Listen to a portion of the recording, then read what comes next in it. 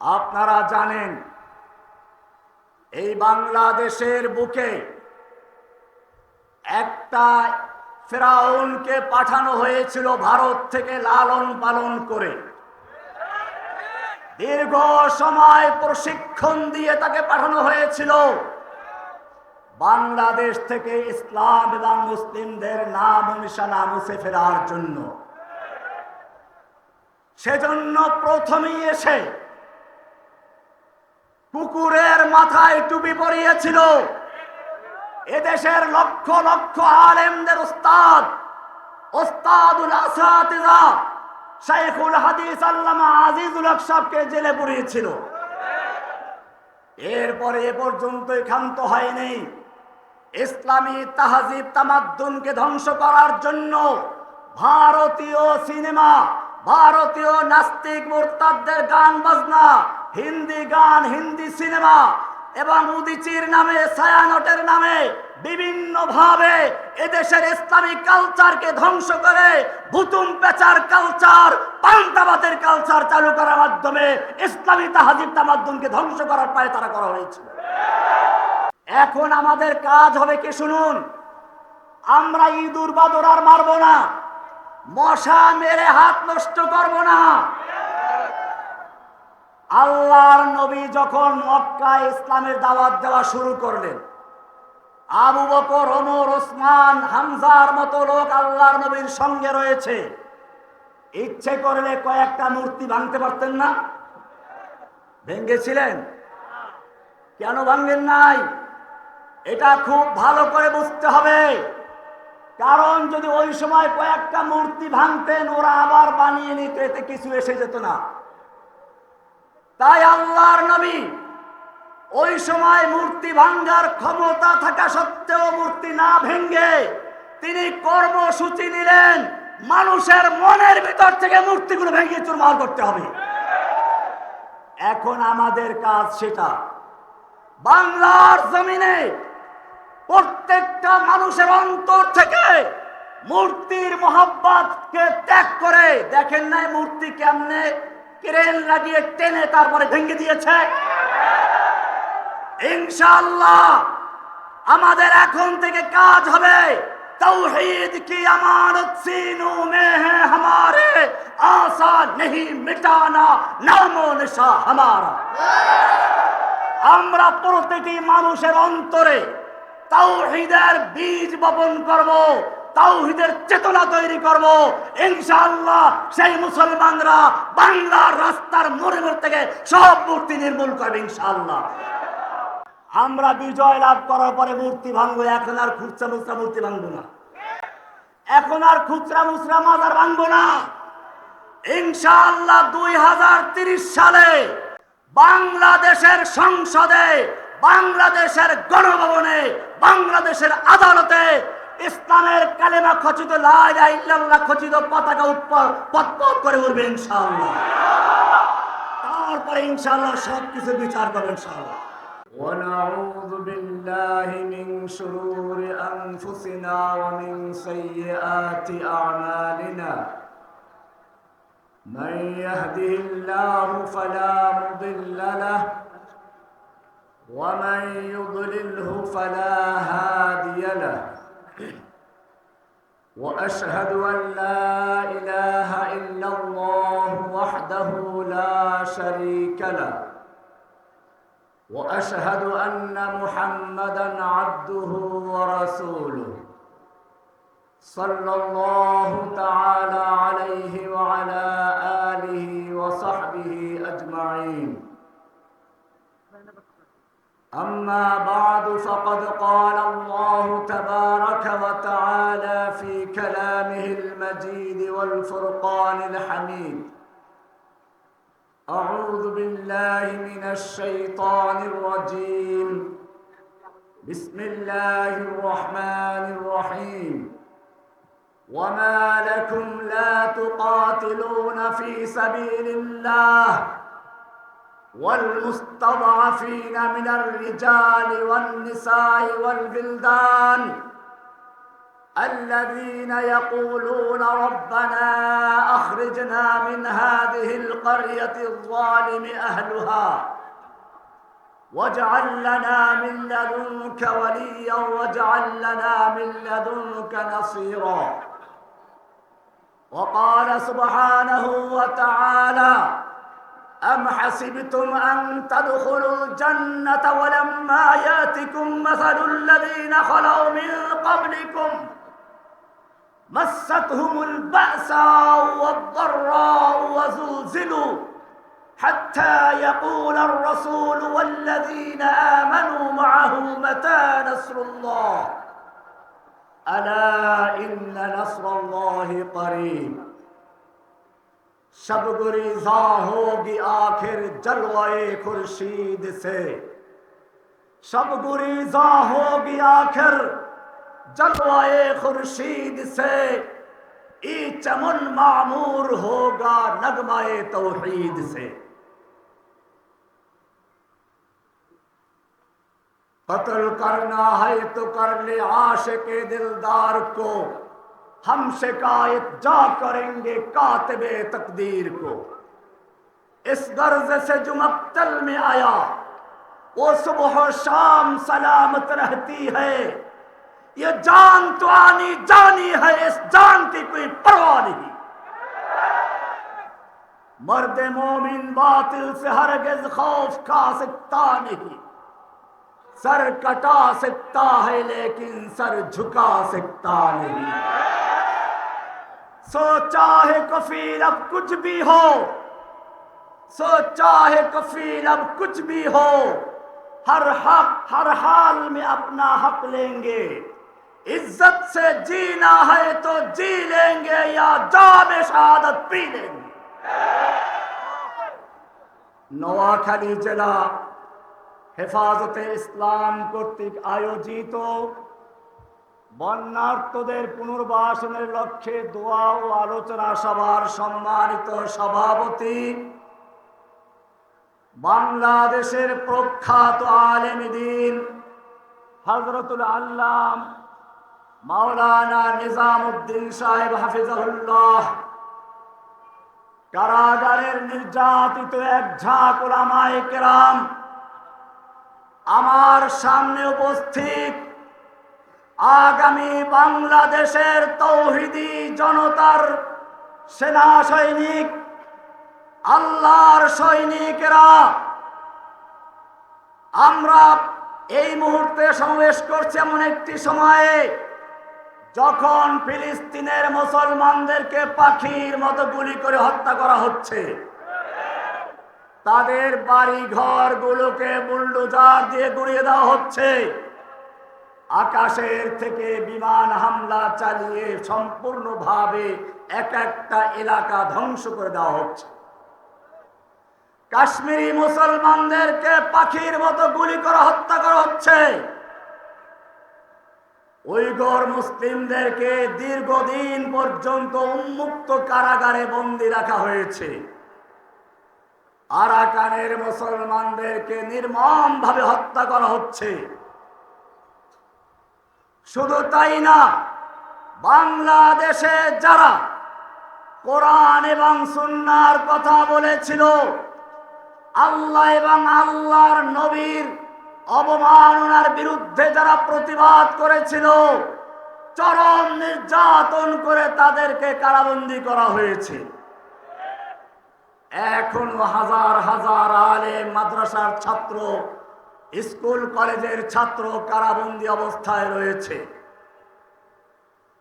আজকে চতুর্দিক থেকে ফরিয়াদ আসছে আল্লাহর ভাষায় পরিণত হচ্ছে ওয়ামা লাকুম লা তুকাতিলুনা ফি সাবিলিল্লাহ হে মুসলিম যুবকেরা তোমাদের কি হলো লা তুকাতিলুনা ফি সাবিলিল্লাহ তোমরা আল্লাহর রাস্তায় লড়াই করছো না যুদ্ধ করছো না কাদের জন্য ওয়াল মুস্তাদআফিনা মিনার রিজাল ওয়ান নিসা ওয়াল বিলদান ওই সমস্ত অসহায় শিশু নারী পুরুষদের জন্য আল্লাযীনা ইয়াকুলুনা রাব্বানা আখরিজনা মিন হাযিহিল ক্বরিয়াতিয যালিমি আহলুহা যারা ফরিয়াদ করে বলছে, হে রব্বুল আলামিন, তুমি আমাদেরকে এই জালিম অধ্যুষিত জনপদ থেকে রক্ষা করো, ওয়াজআল লানা মিন লাদুনকা ওয়ালিয়া, আমাদের জন্য দাও তোমার পক্ষ থেকে ন্যায়নিষ্ঠবান নেতা ওলি, ওয়াজআল লানা মিন লাদুনকা নাসীরা, তোমার পক্ষ থেকে দাও আমাদের জন্য সাহায্যকারী। এই ফরিয়াদ ধ্বনিত হচ্ছে কাশ্মীর থেকে, এই ফরিয়াদ ধ্বনিত হচ্ছে আরাকান থেকে, এই ফরিয়াদ ধ্বনিত হচ্ছে উইঘুর মুসলিমদের পক্ষ থেকে, এই ফরিয়াদ ধ্বনিত হচ্ছে ফিলিস্তিনের মুসলিমদের পক্ষ থেকে, এই ফরিয়াদ ধ্বনিত হচ্ছে বাংলাদেশের 65টা কারাগার থেকে। আপনারা জানেন এই বাংলাদেশের বুকে একটা ফেরাউনকে পাঠানো হয়েছিল ভারত থেকে লালন পালন করে, দীর্ঘ সময় প্রশিক্ষণ দিয়ে তাকে পাঠানো হয়েছিল বাংলাদেশ থেকে ইসলাম এবং মুসলিমদের নাম নিশানা মুছে ফেরার জন্য। সেজন্য প্রথমেই এসে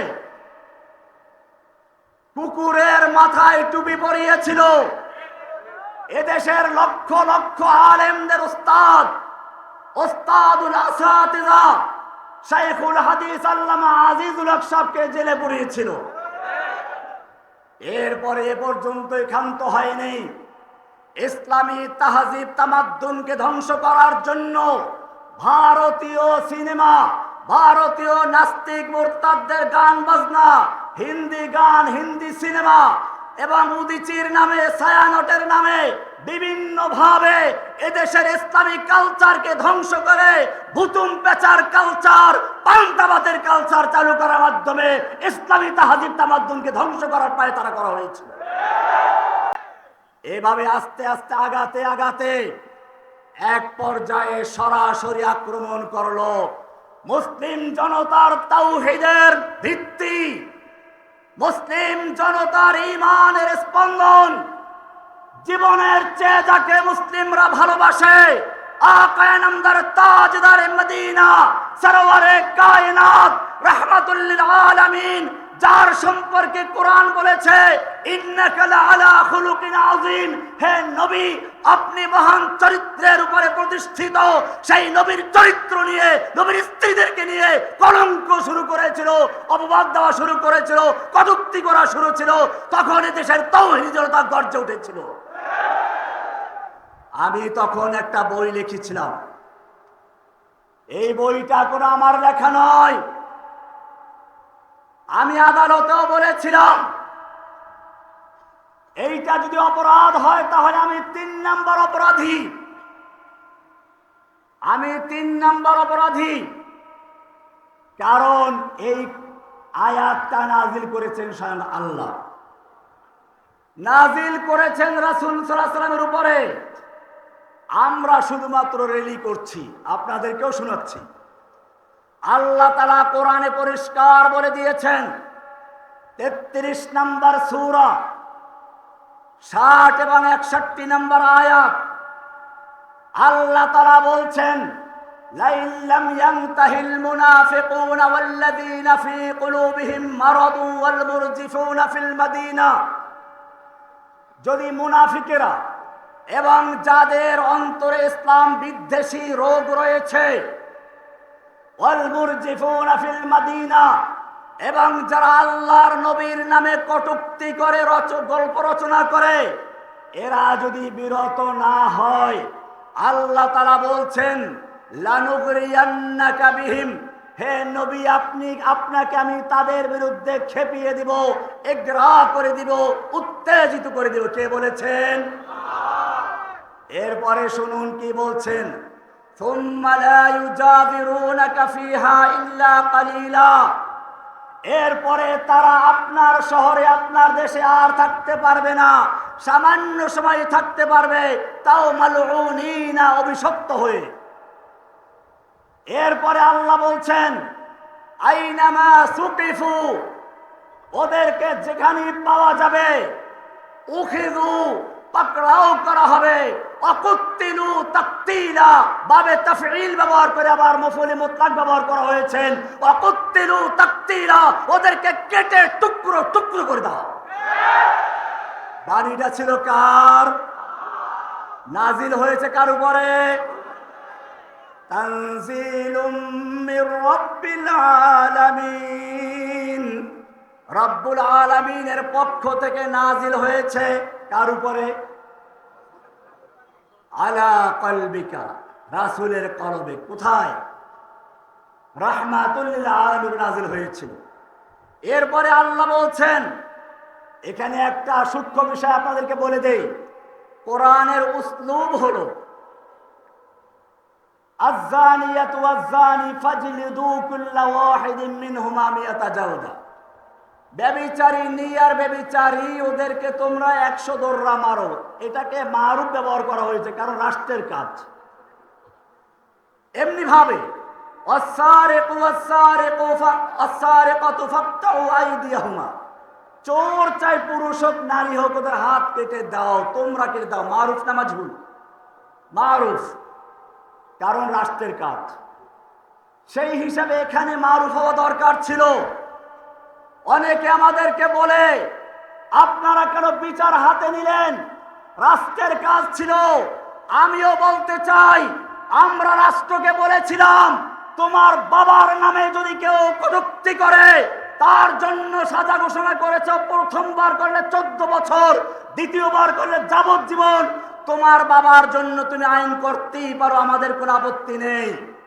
কিন্তু জেনে রাখো, তোমার কাছে তোমার বাবার যে মহব্বত ভালোবাসা রয়েছে, তোমার কাছে তোমার বাবার যে মূল্য রয়েছে, একজন মুসলিমের অন্তরে আল্লাহ এবং রাসূলের মহব্বত তার চেয়ে লক্ষ কোটি গুণ বেশি রয়েছে।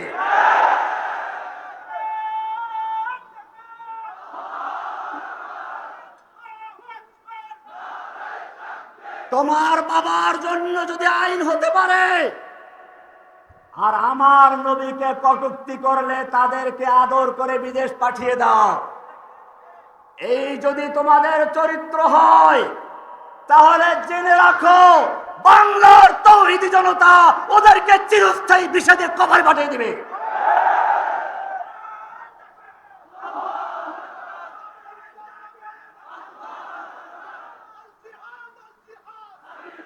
ভাইয়েরা আমার, আল্লাহ তাআলা এরপরে বলছেন সুন্নাতাল্লাহি, এটাই হচ্ছে আল্লাহর রীতি। ওয়ালান তাজিদা লিসুন্নাতিল্লাহি তাবদীলা, আল্লাহর এই সুন্নাতে কোনো পরিবর্তন পাবে না। তার মানে হচ্ছে আল্লাহর নবীর সে আগমন থেকে শুরু করে কিয়ামত পর্যন্ত এই আইন বলবৎ থাকবে। তবে আপনাদেরকে এখন আমরা বলছি, এখন আমাদের কর্মসূচি হচ্ছে, কেউ নিজের হাতে আইন তুলে দিবেন না, কারণ একটা প্রেক্ষাপট তৈরি হয়েছে। এখন আমাদের কাজ হবে কি শুনুন, আমরা ইঁদুর বাদর আর মারবো না, মশা মেরে হাত নষ্ট করব না।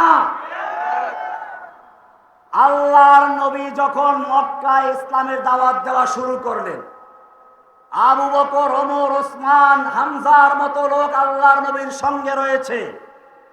ইচ্ছে করলে কয়েকটা মূর্তি ভাঙতে পারতেন না?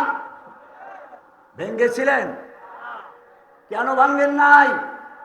এটা খুব ভালো করে বুঝতে হবে। কারণ যদি ওই সময় কয়েকটা মূর্তি ভাঙতেন, ওরা আবার বানিয়ে নিত, এতে কিছু এসে যেত না। তাই আল্লাহর নবী ওই সময় মূর্তি ভাঙ্গার ক্ষমতা থাকা সত্ত্বেও মূর্তি না ভেঙ্গে তিনি কর্মসূচি নিলেন, মানুষের মনের ভিতর থেকে মূর্তিগুলো ভেঙে চুরমার করতে হবে। এখন আমাদের কাজ সেটা। বাংলার জমিনে প্রত্যেকটা মানুষের অন্তর থেকে মূর্তির মহব্বতকে ত্যাগ করে, দেখেন নাই মূর্তি কেমনে ক্রেন লাগিয়ে টেনে তারপরে ভেঙে দিয়েছে। ইনশাআল্লাহ আমাদের এখন থেকে কাজ হবে, तौहीद की अमानत सीनों में है हमारे, आशा नहीं मिटाना नामो निशा हमारा। আমরা প্রতিটি মানুষের অন্তরে তাওহীদের বীজ বপন করব, তাওহীদের চেতনা তৈরি করব। ইনশাআল্লাহ সেই মুসলমানরা বাংলার রাস্তার মোড়ে মোড় থেকে সব মূর্তি নির্মূল করবে ইনশাআল্লাহ। আমরা বিজয় লাভ করার পরে মূর্তি ভাঙবো, এখন আর খুচরা মুচরা মূর্তি ভাঙবো না, এখন আর খুচরা মুচরা মাজার ভাঙবো না।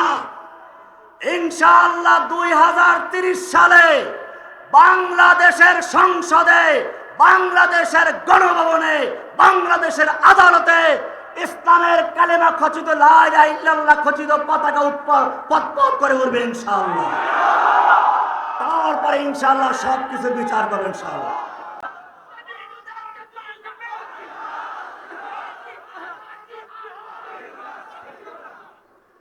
নোয়াখালীর ভাইদেরকে বলছি, বাংলাদেশে প্রথম ইসলাম প্রচার করেছিল নোয়াখালীর আলেমরাই। আমি নিজে আমার 3 পুরুষ পড়াশোনা করেছি মক্তবে আমার নোয়াখালী হুজুরের থেকে। আমার মক্তবের হুজুর এখনো জীবিত আছেন, গোলাম মুস্তফা নাম। তার বাপ নোয়াখালীর থেকে গিয়ে আবাদ হয়েছিল ওখানে, এখন তিনি আছেন, তার সন্তানরা আছে, কয়েক প্রজন্ম এখনো তারা আমাদেরকে কোরআন শিক্ষা দিয়ে যাচ্ছে। সেই নোয়াখালীতে আসতে পেরে আপনাদেরকে দেখে আমার জেল জীবনের সমস্ত ক্লান্তি ভুলে গিয়ে, কষ্ট ভুলে গিয়ে আপনাদেরকে বলবো তাওহীদের জন্য ইনশাআল্লাহ ময়দানে ঝাঁপিয়ে পড়ুন। নোয়াখালীর থেকে যেভাবে